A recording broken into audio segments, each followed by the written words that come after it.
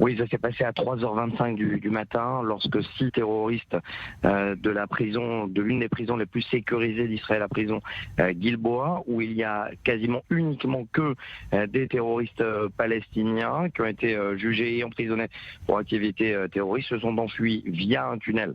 C'est une première.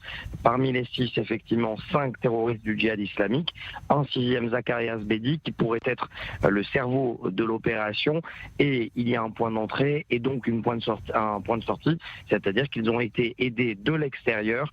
Visiblement, ils sont armés et sont toujours recherchés par d'énormes forces de sécurité policières et militaires, parce qu'ils pourraient également soit s'enfuir vers Jenin, soit s'enfuir de l'autre côté de la frontière, du côté de la Jordanie. Mathias, ça semble complètement rocambolesque. Comment ce type de scénario peut arriver aujourd'hui en Israël ?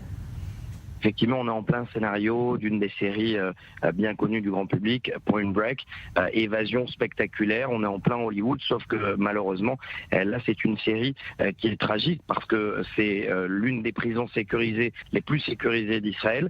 Visiblement, ce projet a duré entre plusieurs mois, voire plusieurs années. Il a fallu de l'aide logistique de l'extérieur, donc liaison téléphonique ou de communication depuis l'intérieur de la prison vers l'extérieur. Beaucoup de questions qui vont devoir être répondues par l'institution pénitentiaire en Israël, parce que où était le Shabak, comment aucune communication n'a été interceptée jusqu'à présent. Bref, c'est du spectaculaire et c'est de l'inquiétude surtout du côté des forces de sécurité ce matin.